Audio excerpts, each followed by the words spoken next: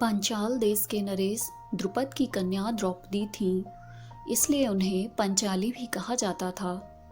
द्रौपदी का जन्म नहीं हुआ था, उन्हें कुरुवंश के नाश के लिए यज्ञ द्वारा उत्पन्न कराया गया था, इसलिए उन्हें याज्ञनिक भी कहा जाता था। द्रौपदी के जीवन का एक बहुत बड़ा रहस्य है, जिसमें दो कथाएं प्रचलित हैं।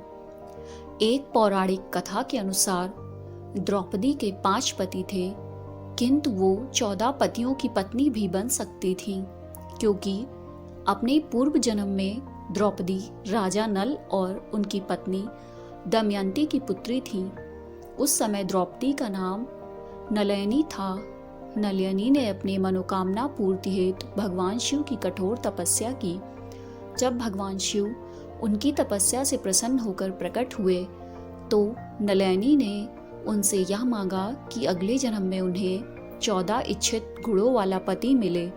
भगवान शिव नलयनी के कठोर तप से प्रसन्न थे, फिर भी उन्होंने नलयनी को समझाया कि किसी भी व्यक्ति के में एक साथ 14 गुणों का होना संभव नहीं है। परंतु नलयनी अपनी जिद पर अडिग रही, तो भगवान शिव ने उनकी इच्छा पूर्ण होने का वरदान दे दिया।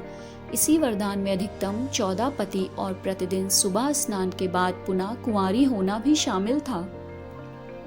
इसके बाद नलयनी का पुनर्जन्म द्रौपदी के रूप में हुआ और उनका विवाह 5 पांडवों से हुआ, जिसमें द्रौपदी के इच्छानुसार 14 गुण थे। इसके अलावा व्यास जी भी द्रौपदी के पिछले जन्म की कहानी सुनाते हैं। व्यास जी कहते हैं कि द्रौपदी अपने पूर्व जन्म में ऋषि कन्या थी। उन्हें कोई अपनी पत्नी के रूप में स्वीकार नहीं कर रहा था। फिर उन्होंने भगवान भोलेनाथ की कठोर तपस्या की, जिससे शिवजी प्रसन्न हुए और बोले, तुम मुंह मांगा वरदान मांग लो। तब ऋषि कन्या ने कहा, मैं सर्वगुणयुक्त पति चाहती हूँ। भगवान भोलेनाथ ने कहा, तुम्हें 5 भरतवंशी पति प्राप्त होंगे। कन्या बोली, मैं आपसे केवल एक ही पति चाहती हूँ। भोलेनाथ जी ने कहा कि तुमने पति प्राप्त के लिए मुझसे 5 बार प्रार्थना की है, इसलिए मैंने तुम्हें यह वरदान दिया। अब तुम्हें अगले जन्म में 5 पति अवश्य प्राप्त होंगे।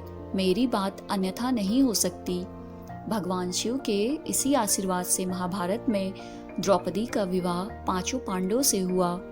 अगर आपको ये कहानी अच्छी लगी तो प्लीज़ मेरे चैनल को सब्सक्राइब करना ना भूलें।